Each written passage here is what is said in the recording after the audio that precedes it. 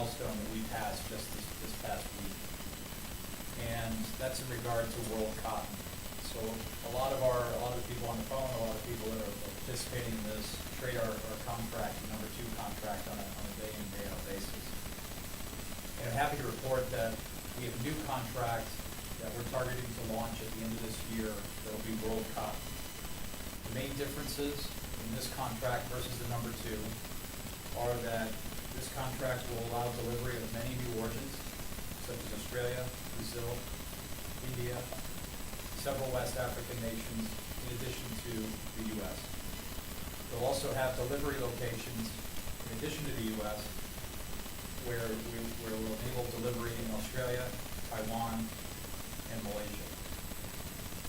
The final gating item that we have, it's been many years that we've been working collaboratively with both ICA, AXA, and working groups in development of this contract. So we needed to get legislation passed, a bill passed in Congress and through the President in order for us to list this contract in the U.S. And I'm pleased to say that this bill passed the House and Senate over the last several weeks, and the President just signed the bill on Wednesday of this past week. So now that it's law, we've passed that final gating item that we needed to launch this contract.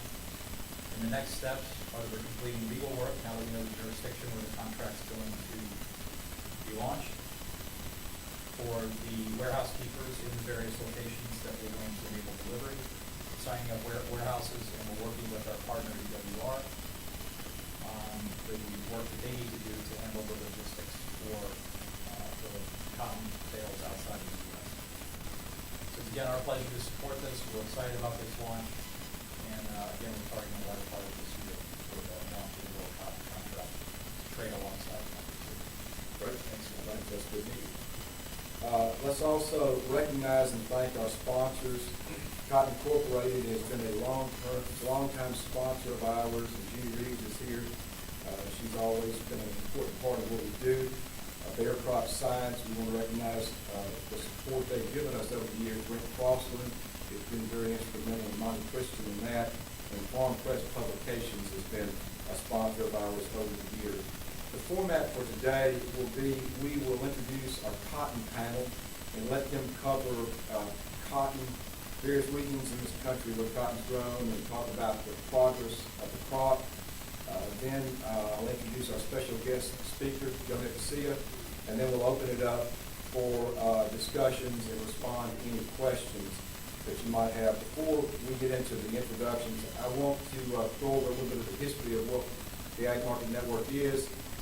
We've been in existence since 1998. We made a decision last year to change our website and to promote what we do to a larger audience. We have 7 shows that we have on our website, and we want to thank iPoint TV in Dallas for the work they've done in helping us develop our website. It's recently been redone because a year ago we just had 1 show, and that was this teleconference. Now we've got 7, and total listeners for our teleconference in June, 102,000 total listeners, and our total listeners for all of our programs in June, 584,000 visitors. So we've grown quite a bit over the last year since we've made these changes. So we'd encourage you to visit our website. Let's start off and introduce our speakers. Dr. O.A. Cleveland is Professor Emeritus at Mississippi State University. He's very well known internationally and as a cotton expert. He's been with us since the very start of the Ag Market Network. He'll cover the Southeast and the Mid-South and the Delta. Then we'll go to Kip Butts. Kip is new to us. He's Senior Cotton Analyst and Director of Energy Services with Inform Economics. And he will cover Texas. And Gerald Nieper is president of Calcott. He's in his 6 years president of the 83-year-old co-op. He has been with us since our first year doing the Cotton Marketing Roundtable. And Gerald will cover California and the Southwest.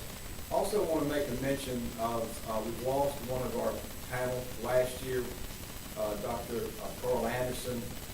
was a member since the very beginning. He passed away last fall. We miss him. He was a very important part of what we do. Very important with cotton all over the country, specializing in Texas. So let's go ahead and get started. Olay, give us your view of the Southeast and the Delta. Well, thank you, Pat. I appreciate the opportunity to participate, and thanks so much to ICE for always welcoming us. We still oftentimes speak in terms of the New York cotton exchange, so we well know it's ICE, and some habits are difficult to break from time to time. Got an outstanding crop both in the Mid-South and the Delta. We've have made excellent progress after somewhat of a slow start.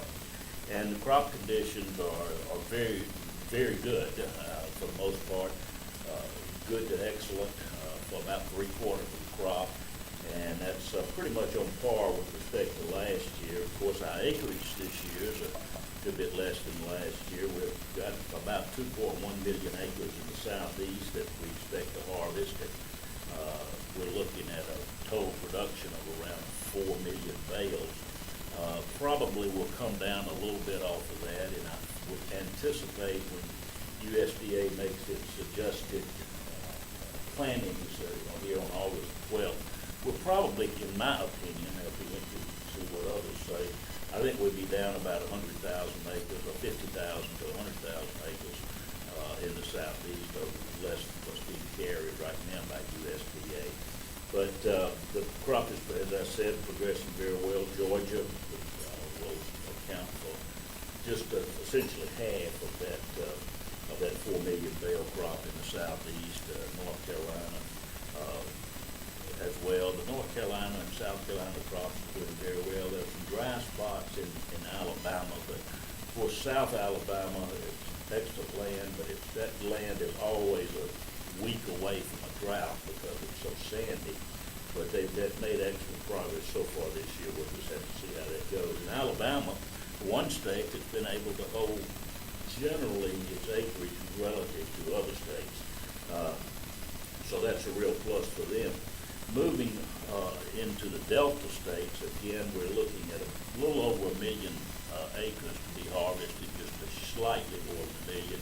And again, I would not be surprised when the August 12th adjustment comes to planted acres. We'll see that down a little bit, particularly the state of Tennessee. I think it was overestimated anywhere from 40 to 50,000 acres.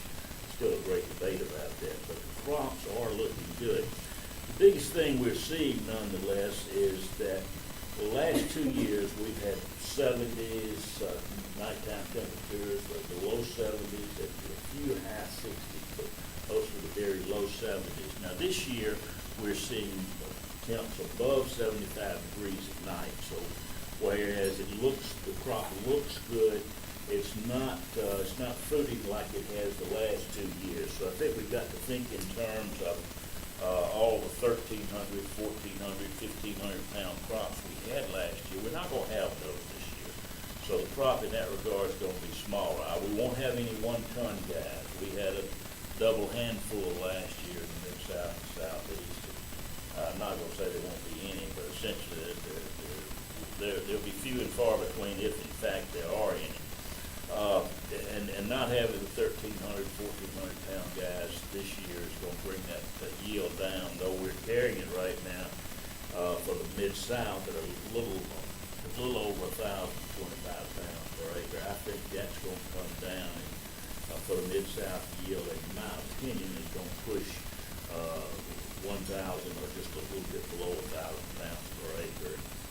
Of course, last year's yield was pretty close to 1,100 pounds last year. Looking at the Mid-South ranking the crop, difficult to do from the standpoint of any kind of indexing system, but the people I talk to that like to run that index for Mid-South, they're saying it's a 7 out of a 10, and whereas last year they had it at this time they had it 7.5 out of 10.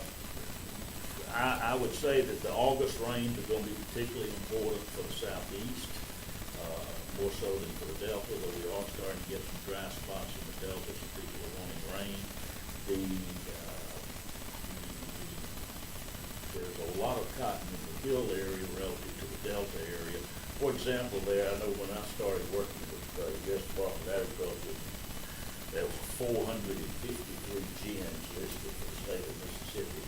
And I've not checked the final list, but I believe there are 15 operating GMs in the state of Mississippi. It's a very significant difference, of course. Just a story of time is really all that is. But we've got a great crop. It's not as big as what I think that they were talking about in the Mid-South and Southeast. I'll take one step further, Pat, with your permission, and just one final or two sentences. Infrastructure-wise and for the future, I'm a little bit concerned. We're seeing now the regional banks, the bigger banks, wanting to back out of agriculture. Any ag production loans, they're backing out. And not only that, they've started backing out here in the last 2 months. We've just got the plant, they've got the crop in the ground, and all of a sudden they're wanting out those loans. I think that they certainly won't get out at once that they furnished money for this year, this crop. But so it's a bit of a problem to see that we're having difficulty approaching financing, and that's not just for cotton, but cotton is suffering more than the other one. Okay. Thank you so very much. I appreciate the opportunity. We're going to go to Kelp Butts now to talk about Texas. Thanks, Pat. A couple of comments about Texas. Of course, the largest growing state, and with a lot of uncertainty regarding the crop this year. We come into an exceptional moisture profile, one of the best we've seen in a long, long time. It's comparable to the 2007 and 2010 crop years when we had very, very good years. Unfortunately, it is Texas, and we're in a situation where September, October can be terribly important for this crop. Big question on their acreage is USDA said they're going to resurvey Texas simply because of the extreme moisture we had early on, and it was 88% of the crop planted at the time of the survey. So the question is, are they going to drop the area quite significantly? There's a lot of discussion regarding that. With 88% planted, though, it's a hard call. We're probably not going to see a huge change, maybe a little over, a little under, more likely a little under, by the way. But this moisture profile has us in a situation where we may wind up with a very special crop. If we continue to have timely rains, our meteorologist in our shop is telling us that we're looking for slightly below average rains for the rest of the growing season, and slightly, very slightly warmer temperatures, call it really about average, a degree or so above. The heat units are behind on average right now. That's a big concern. However, they caught up in the last week or two. We know that the cotton plant can catch up very, very rapidly. So it's something to watch, but we're not terribly concerned with it as we speak. The real the situation on this will be, do we get the timely rains, and are we in a situation where we'd be looking at a 7.5+ million crop? That's possible. We're not forecasting that, but we're certainly looking at a situation where that's possible. The flip side is that we can have a terrible sort of September, October period and wind up with a crop somewhere around 5 million or so. So there's more uncertainty involved with this, which is not unusual. It's typically what we're looking at in Texas. One thing too, with the El Nino pattern this year, there is a possibility that we could have a slightly later than average freeze. Again, it's not something that's forecast, but it has been seen as a pattern that sometimes comes with El Nino. And with that, because we're behind on our heating degree days, we might well have a little more time to finish this crop out and make it even larger. Our bias, you can't tell, is for a little bit bigger crop and a good yield based on what we know today. So, over the state, most of the state is in pretty good condition. We've got a couple of dry spots, but they're not significant. And so we're just sitting here pretty optimistic about the crop this year. Thank you. Joe? Thank you, Pat. Well, the far west is acres, like every place else, are down versus a year ago. Some for price reasons and some for water reasons.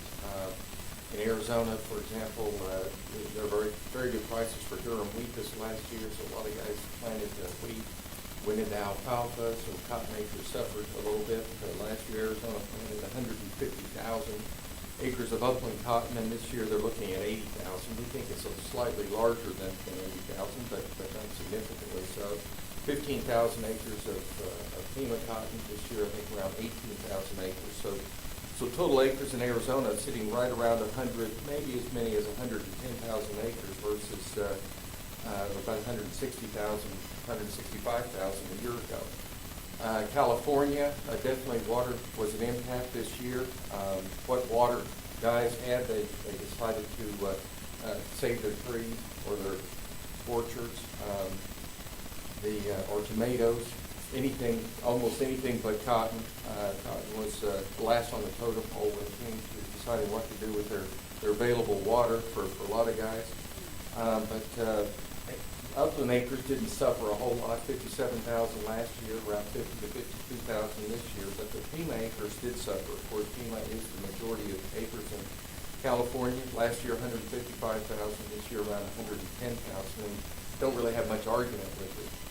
As far as crop conditions, last year both Arizona and California set record yields on upland, and probably not as good as it was a year ago. Ligas, a little bit of a problem this year in California. Arizona this year is a little bit behind. They were a little bit behind on heat units. Had good heat early, cooled down, and then it heated up toward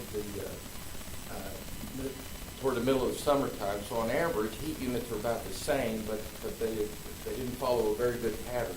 But still a very good yield this year.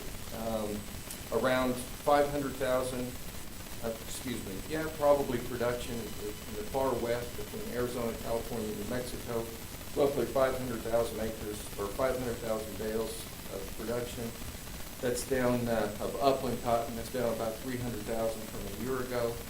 And FEMA production between Arizona, California, New Mexico, and a little bit there in the El Paso area of Texas. Roughly 415,000 bales of FEMA production. That's down from roughly 560, 570 from a year ago. So that would be my report. Thank you. Great, thank you. Well, let's introduce our special guest speaker. Joe Nicosia is Senior Head of Merchandising Platform for Louis Dreyfus Commodities and Executive Vice President of Louis Dreyfus Commodities LLC. Joe has joined us in the past, been a regular speaker for this roundtable, and we appreciate him joining us today and sharing his thoughts on cotton market. Thanks, Pat. In the movie Groundhog Day, Bill Murray plays a weatherman who wakes up each day to the same events over and over again. In cotton since 2011 and 12, we've been reliving the same sequences of events every year. The world grows too much cotton. China bought the surplus and stored it, protecting its farmers at really high prices. Starved its mills by only selling some of that cotton out at 30 to 40% higher than international levels. And its mills would then have to petition the government so they could get quotas to try to buy more competitively priced cotton from the rest of the world. In turn, that encouraged the rest of the world to continue to grow more cotton, and thus we did. In the current season, we finally woken up to a new day. The new regime is that China has stopped buying cotton. Its mills that now can buy the domestic crop, the prices that have fallen back to about 15 to 20% over international levels. China has restricted the quantity of foreign cotton going into their country by lowering the amount of quota that's being given out. And now, that brings us to the present, where we see China beginning to auctioning off its stockpile that it's bought over the last several years at prices that are about 10% over international levels. And they're pledging to make 1 million tons available. The key result of all the China policy that we've seen both past and present is that the access of Chinese mills to competitively priced cotton has been strangled. And thus, they have turned to spinning polyester.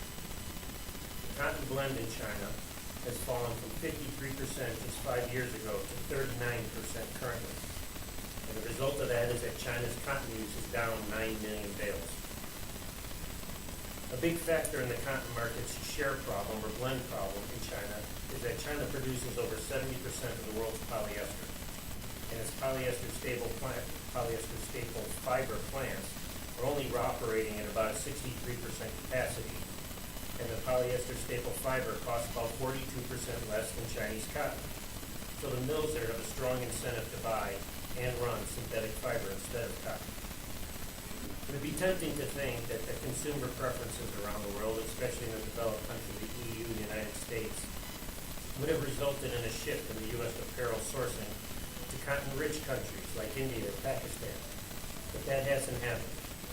5 years ago, the percentage of U.S. textiles and apparel imported from China was 47%.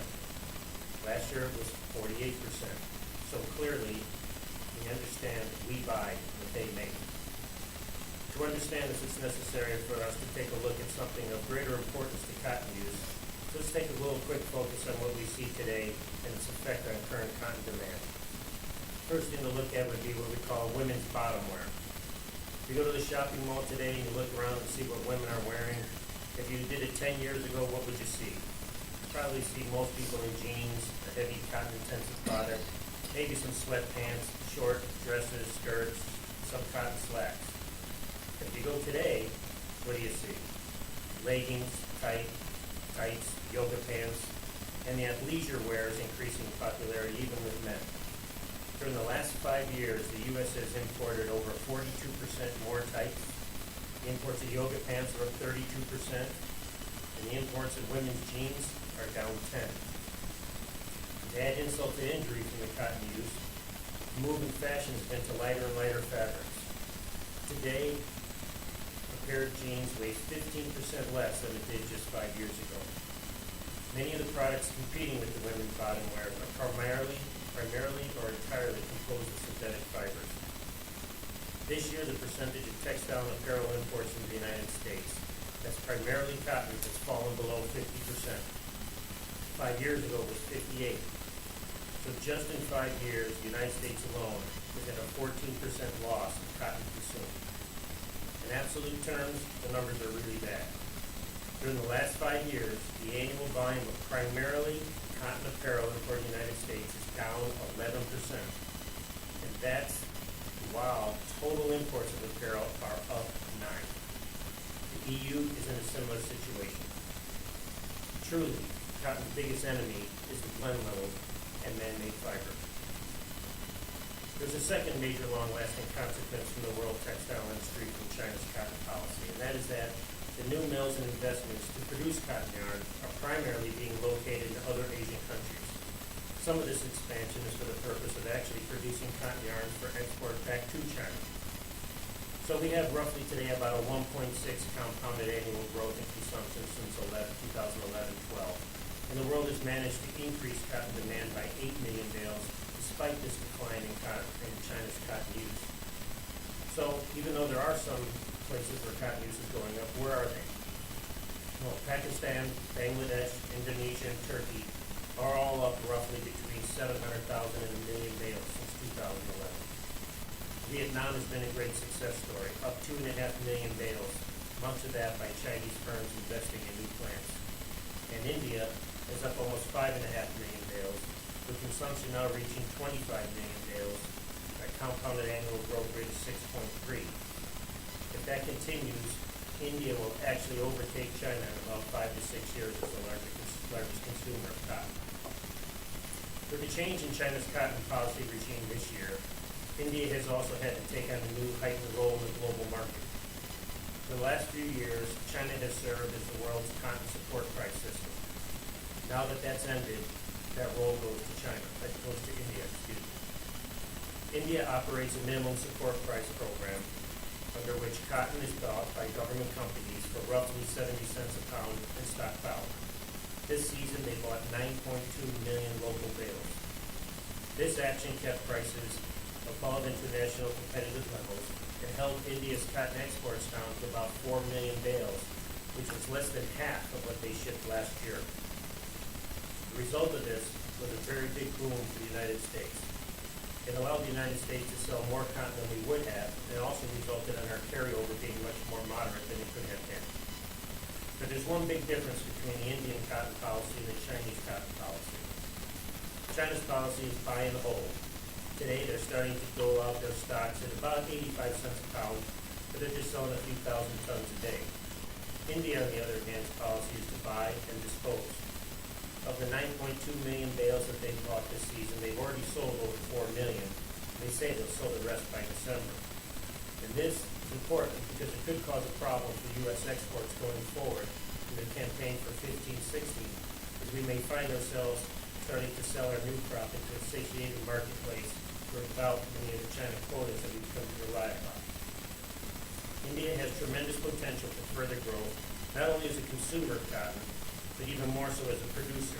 And this means that they're going to be an important competitor of the United States in the export markets for years to come. In fact, with China's farmers in the interior provinces abandoning cotton production as a crop, India's crop will be by far the largest in the world in 2015-16. Currently, India is projected to have a crop this year of 29.5 million bales and a consumption of 26.3. Again, being its largest competitor in the export market, it's important to understand what takes place in India. Their stocks are more than adequate, and it looks like we'll plug them in for an export number of about 4.7 million bales this year, slightly more than they've done in this last year. And if you look at today's headlines of what's going on, what do we see? That they're dominated by CNCRC, BCC, CCI, TCP, Mahed Federation, and all those groups. Each of these are state agencies in the cotton business that today has cotton for sale. Right when the Brazilian and Australian harvests are coming on, and the biggest buyer in the world, China, is gone. With China restricting its quotas to its 894,000 ton agreed WTO minimum, their imports are forecast to be down between 6 to 7 million bales. Vietnam will take over as the second largest importer in the world with roughly 5 million. It's conceivable that it'll only take maybe one more year to where Vietnam will actually surpass China as the world's largest cotton importer. What this means is that exporters are going to have to be content with what they can carve out from the remaining markets like Pakistan, Thailand, Indonesia, and Turkey, as the world cotton trade shrinks from an average of 42 million bales annually over the last 4 years to only 34 million. The majority of that being the lack of trade going into China as they started their new cotton regime. The good news is that the world's spinners want U.S. cotton. Due to their contamination-free attributes, U.S., Brazilian, and Australian cottons are the most preferred pieces of cotton in the world. They provide spinners with highly automated machinery, with the fiber that they need to run them trouble-free. The U.S. should be able to maintain its export share roughly near the same at around 32%, and this should obtain us in 2015-16 with roughly about a 10.5 million export number. With that said, let's take a look at the rest of the U.S. industry. Domestic use in the United States, we think, is rising.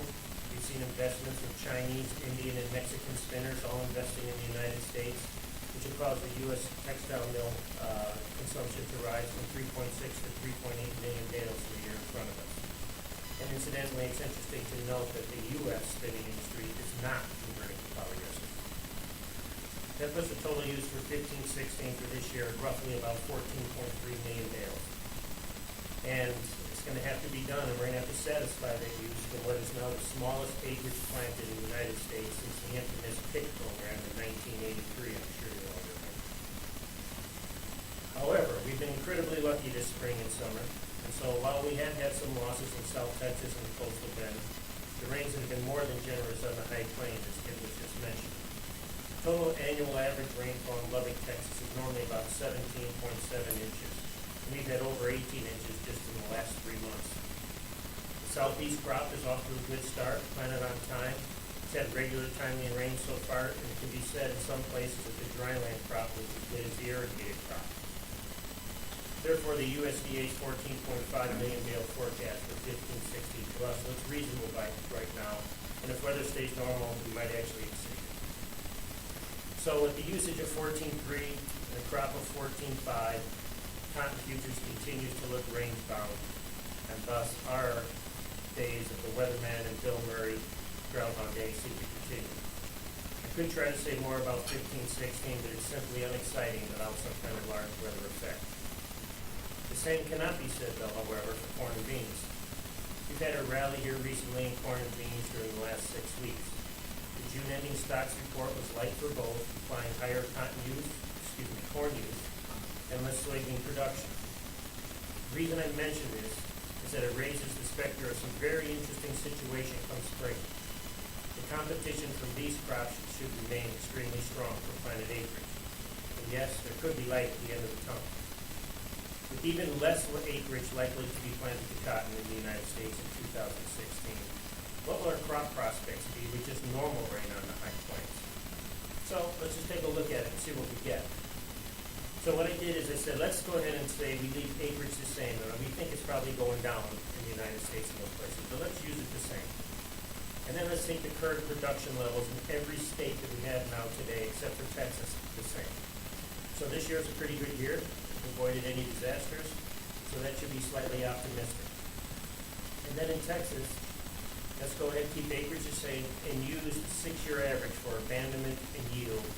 And in that 6 years, we'll include this year at almost record-breaking amounts for smallest abandonment and extremely high yields. So if you put that together, our crop size for 2016 is roughly 12.5 million bales. Now that's an interesting number. If that scenario unfolds, the 2016 crop could look quite exciting, especially since December of 16 is currently at 64 cents, a level that will do little to encourage additional planting. Turning to the world situation, lower prices have begun to do their job. We have consumption forecast to exceed production for the first time in 5 years. And yes, although stocks are extremely high at 95% of use, 60% of those stocks are in China where they're going to stay. And the remainder of the world, the stocks are much more manageable at 54% use. Prices have also already begun to do their job in discouraging cotton planting. Acreage around the world this year is down about 8%, and the majority of that in the United States and in China. We expect China production to continue to fall, which is going to allow the Chinese government to continue to slowly reduce the stockpile. In relation to China today, all that really matters is how much they're going to import. And unless there's a change in policy, it looks like that number will be between 6 to 7 million bales a year. So to conclude, today the problem that cotton has isn't that there is too much cotton, but that we don't use enough of it and there's too little demand. It's important to realize that in the last 5 years, there's actually been an 11 million bale increase in cotton demand growth in the world outside of China. World cotton demand needs to return to its trend growth rates and to recover its blend against man-made fiber for it in order to fully recover in pricing.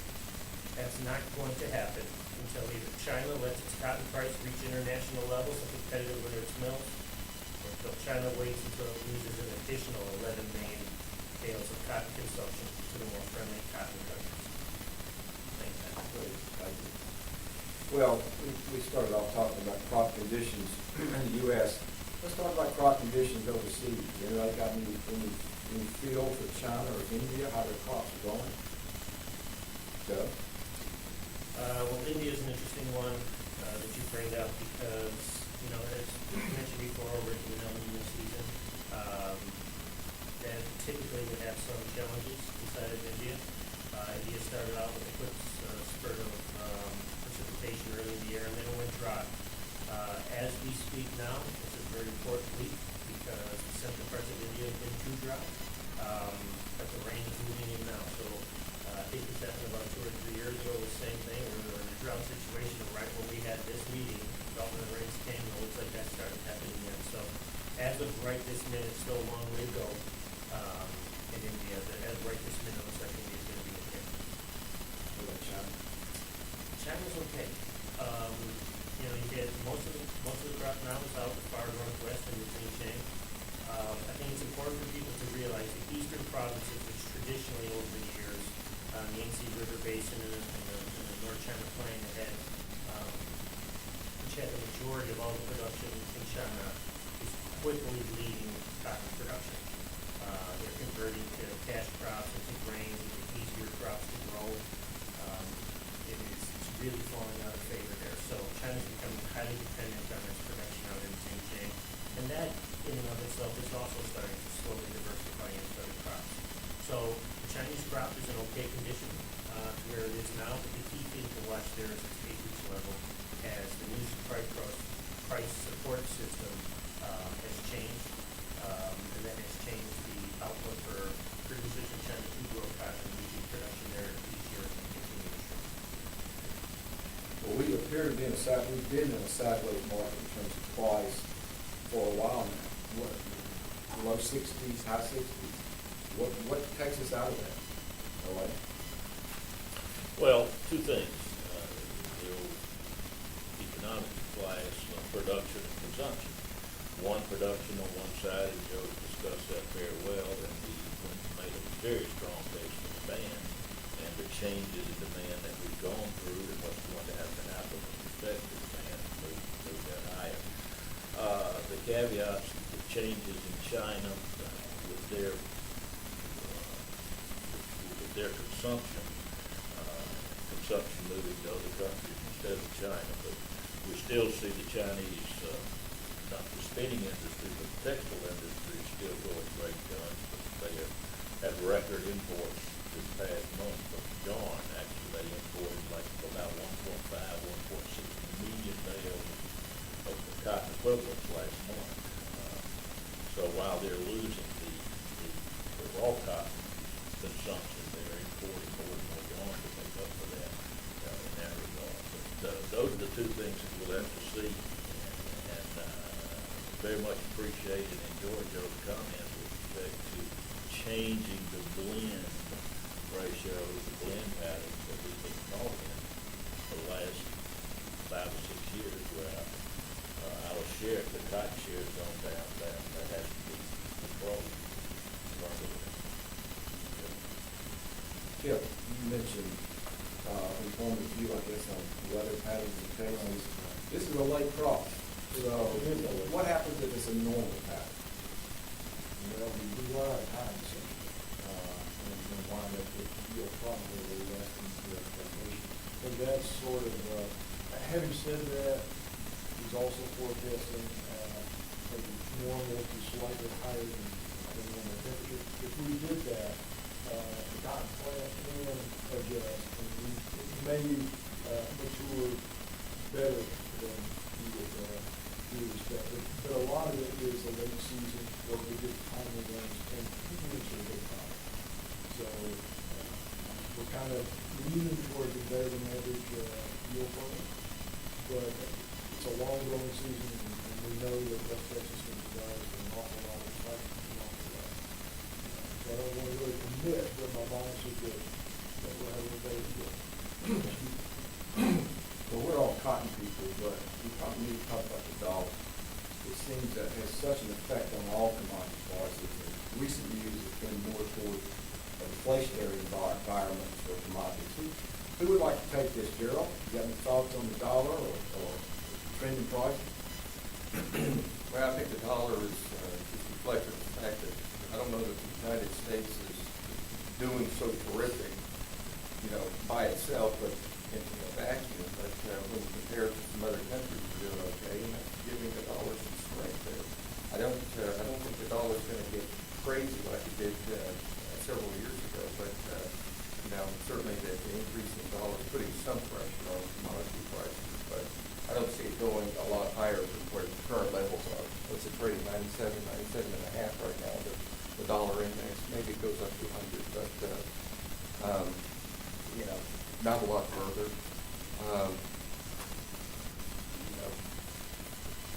I think Joe made a very good point in terms of talking about the demand for U.S. cotton, Australian and Brazilian cotton. And so regardless of what the dollar does, I think it's going to keep prices somewhat elevated as opposed to, let's say, several years ago when it was at a bigger impact.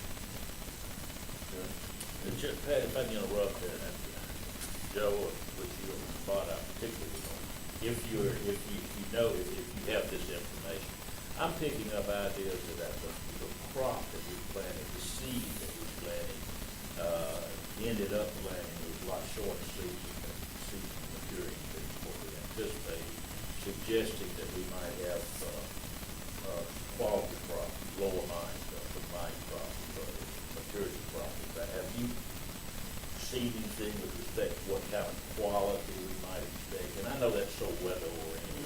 No, I really haven't. I mean, look, you're gonna have a slight shift in Texas to more dry land acres than we will with the irrigated, especially with the heavy rains up north. Some of the washouts and areas that we had, there were the traditional, which we had year long and staple areas. But the northern parts of London have been having some lower mite situations on themselves, even on the irrigated land. So I haven't heard a lot about that. When I was out in London a couple of months ago and south of there, the producers really do this time want to make a good crop. And it's really to their advantage because, as we know, they've struggled with drought for, 3 of the last 4 years, really bad, and it will do them wonders to be able to build up their average yield profiles that they have, and that's real important to them going forward for benefits and program implications that are there. And now with the water, this is a chance, so it would be highly beneficial for them to really be able to get as big a crop as they can when this opportunity comes. And I expect, people always question their crop out there a bit. We think the crops really come out of the heat that's just coming here this last couple of days, and a week ahead forecast is reasonable for what they're going to have. So we're cautiously optimistic on not only quality but on the quantity of those types of crops. Let's talk about the new contract. Is this something, Joe, you think that the industry will embrace? Well, the industry's going to embrace it. The world contract has got a great deal of potential. It's going to be new, and as anything that's new, it has its challenges, which is, it has to be able to build a broad base that can see the order of trade and where that's there. Conceptually, it is what we do. The majority of cotton trade today that moves to Southeast Asia. That's where the business is, both from the import-export as well as the consumption, and even for production. In Pakistan, India, and China production centers, pretty much the center of the world, cotton in Southeast Asia. So this contract is going to give all of those countries and those participants an opportunity to have a little bit more direct say in price determination. Hopefully it'll work. It has to be one of those that is used by the participants. The participants, the people who really need the contract, use it, speculators, everybody else is on as well too. So it'll be a learning curve as it gets up and going. But I think it's something that the industry's been calling for quite a while. It's something that you brought up, OA, that we need to talk about financing. If that is the case, then 2016 really be Joe, you mentioned it. We have the potential for maybe a small crop. We can buy financing quality, good grain prices. That could be a challenge to get the amount of high quality acres that we need. Well, definitely it does. I know talking to growers right now, looking at prices we see next year, they're saying in the South and the Southeast, well, another 10%, maybe 20% reduction in acres next year. That's, that becomes huge. We're down to 1 million acres harvested in the Mid-South. That's less than the state of Georgia, and it's the entire Mid-South. It is the heart of cotton country. National Cotton Council is located in Memphis for a reason. And now, I know folks in Lubbock want to move it out there, but that's neither here nor there now. But we do have to be very concerned that we're going to take a good look at acreage, particularly in the Southeast. She's looking at cotton at 65 cents, maybe it's 70, maybe it's 60 cents, and then you're looking at beans at $10 or $9. And these young folks younger folks that are coming into agriculture today, why do I want to go through all the problem and the management difficulties with respect to cotton when I can grow soybeans, I see it out there, some oil seed, come back, see if there's anything, see if I need to harvest it later on. Go have to work, the same, it's entirely different. And corn, of course, you know, it's very capital intensive, just like cotton, but you don't have to manage it as carefully as cotton. It's still very capital intensive, and I think without question, we've discovered that the dryland cotton can make, but dryland beans are not going to make. The dryland corn is not going to promise us much at all. And that's the big thing we're seeing this summer with dryland cotton beans. They're going to start cutting corn next week in the Mid-South, and the dryland corn and cotton, corn and beans are really hurt. They're really close. Well, is China, or farmers in China, Joe, are they sensitive as U.S. farmers on the price? You see that pretty good cutback there. Will that continue, or do you think we'll hold steady with this one? Yeah, and it's gonna continue because, I mean, you have to go back to the policy of where they were, 5 years ago when they were getting, $1.30 to $1.40 for their products. So you can imagine what happened there. Their production was, exciting, growing. Farmers were very interested in growing their crop. Well, as that changed, and they went to more of a market support price system, where they get it through subsidies as opposed to doing it through procurement at a high price. And that subsidy was not equal. In the Northwest, the area where they're still growing a lot of cotton, it was much larger than what the interior. In the interior, where the subsidy was much smaller, those people are leaving cotton, and they're going to continue to do so. There's a lot of gins, and we were talking about in the Mid-South, almost all the gins have started going away. Same thing's happening with China in the interior. The gins are getting fewer and fewer of them are running. They're running smaller and smaller quantities. It's not practical to continue to run them. And the lifestyle's changing there too. People are moving more to the cities. They're getting more industrial jobs. They're looking more for, as they move into the middle class, they're starting to leave the heavy labor intensive and so cotton is one of those crops, so they're leaving that behind. So production in China is going to continue to drop. Before we get into our price projections, anybody have any open thoughts here? Any questions? Anything you'd like to bring up? Okay. Where are we going to eat dinner tonight? Thank you. Well, Gerald, we're gonna start with you. We want to know where cotton's gonna go. Well, it's going nowhere faster than that, ladies, and I don't think growers are very interested in selling these price levels, and mills are interested from probably here on down, so there's some pretty good support down here, but there's no impetus to get us moving higher anytime soon. So, I think we're just gonna spend a lot of time just churning between 63 and maybe 68 cents until we get some better direction. Okay, Bill? Well, unfortunately, in that area, so we need to invent something to excite the market to go higher. At this point, there's nothing out there to generate. And if in the current environment you can move the 68, 69 cents, I think farmers will be happy to be really laying some selling there if the profits. It's really a challenge to get a higher level. Although mill use has improved in places, the bias would be that we could take this market into the high 50s for a short period after it stays along. Mill demand is really going to change it that way. But range bound market, I hate to all be on the same page, that's not very exciting, but that's really what I'm seeing right now. Okay, Joe, what do you thought? I think it's important to understand the dynamics of the marketplace of what's happening in the world today, and why we're in this strange economic situation.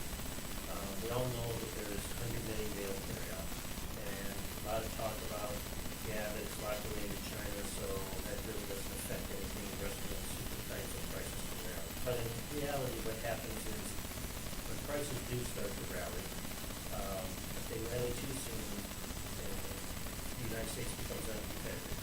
And what happens to all that cotton that's being held in India? All of a sudden it becomes competitive, becomes cheaper, it takes our market share away from us. Also, as the U.S. prices come through, the Chinese stocks are starting to be doled out little by little. So there's no panic in if they run short on cotton, they can buy it tomorrow. We have a supermarket full of cotton offered to them every single day, so it's hard to create any panic from the buyer's side there. And on the downside, it works much the same, is when the U.S. becomes, realization that it needs, that it has extra bales to sell, doesn't do us any good to hold them, price goes down, and it goes down to the level that it goes underneath the Indian support price, to where now we become the cheapest, and then we sell. So we're bound by these two groups, and the only reason way we're gonna change that is either that the United States is gonna have to go down to sell, and we're gonna have so much to sell that we can't sell enough, and it keeps going along. That's not gonna happen with the size of crops in the 14 or 15 range, you know, it's gonna have to be 16 to 17 for that to really happen. And or we'll have to have a policy change where you're not gonna have a support price in India, or China just floats the market, but those are probably not happening. So although I think the market would like to break out of its range, it would like to do something different, unless we can really push the U.S. crop to 16 or 16, or it drops back down towards 13, I don't really see it happening. When we go 62 to 58, we sell U.S. cotton. And when we go to 67, 69, we stop. So, that would be my range, where I think we're gonna go. I think the value in the cotton market is 62 to 58. I don't see the value of it above 67 to 70. Okay. All right. Well, you know, it's very unusual. I think every one of us is going to say the same thing. I very much appreciated Joe's analogy with Bill Murray and the Groundhog Day, but that's exactly where we are. So we wake up every day and we get up to, you know, a couple of weeks ago we got up to 68. Finally, we're here now. We're going to take it up to, we'll take 70. Didn't happen, and now all of a sudden today we're back, well, maybe not today, I'm not looking at the market, but yesterday and the day before, we were back down to 64 points, which is, you know, get down to 64, you get to 63. So as ever, I mean, this range is just there. It's there, and it's not going away. Gerald said. And I don't know, we go back to, we had September, October, this range has been there, with the exception of a few weeks or a week or so around 1st of December where the market got below 60. You break it, at the high 50s or something, 59, 58. I remark, we'll make one more remark if I may, thank you. We have a meeting every December, a group always get together, similar to this group. Last December, I walked in the building and every single person there, market was trading 59 cents, and no one could understand why cotton was not 50s. And these were people a lot smarter than me, and I said, well, you guys just made up my mind, we're going to 65, we're going to 75 cents. If it's a, think it ought to be a dime lower than it is now, people aren't going to grow it. The South not growing it. Joe said the market does want to go high. He keeps telling us it does, but there's no demand up there. Farmers want to drink cotton. Who's going to loan them money? When you know on the front end, you don't know, but you have to pencil in a lot. I mean, we have 100 million bale carryover, and really, today, we would have higher pricing tonight if we just hadn't lost the blend, just in China alone. You know, it was 9 million bales a year of consumption from where they were. And that's not using the high 50-52 number that they have now at 34, it would be 18 million a day between the rest on those projected past where they're at. So the blend level really is the problem. The polyester staple fiber in China is incredibly cheap. You know, the reason we're not losing in the United States is we don't have all that capacity to produce that fiber here. So cotton's still competitive in polyester here in the United States. But we only use 3.8 million bales. And they use 34. Should use 40. But the staple fiber there, and you notice that with crude oil prices, so that's going to get, you know, the feedstock there. So polyester's going to stay cheap for a while. And the consumer demand, you know, we went through the majority of my life, you know, we were always taught that developed countries' consumer, you know, the demand was going to pull the cotton through. And surprisingly so, that hasn't happened. You know, and the polyester mainly fiber guys have done a better job from the lever shoots of the seventies than where they are today, in the products, and cotton needs to be able to take the offensive again, and come back and try to get us to the it's critically important. Need to reinvigorate the fabric of our lives. One thing too, we started to see this pattern since the recession, we've seen, particularly in the United States, women who go to degree that has not come back. When they expect earlier in the developed countries, is typically been the ones to sort of pick up the ball and carry it. That hasn't happened. And the last retail sales report for clothing and accessories was an absolute trend. And I thought, we keep waiting for this to happen. The consumer is caught up, particularly in the U.S., which is a big consumer area part of the apparel and accessories. It's as good as squeezed the consumer is. And so consequently, the income, the wages are not increasing, and that amount of disposable income, it's the whole sock coming out. I'm not going to buy another pair of socks when it sees that. And so you'll go longer and longer before that you have to replace that. And we're seeing that it's the demand base for both the share and the consumer, who's just not out there buying the product that we need from here, particularly in development.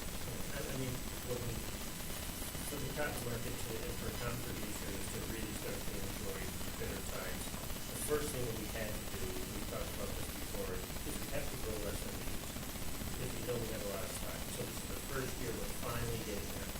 So it's not gonna help a lot, but we had to start somewhere, so we're finally at that point. So from here on out, it's only gonna get better as far as trying to rectify the situation with these large low stocks that are there. It's not gonna happen overnight, it's gonna take several years, but it starts with the first step, at least this year. Good.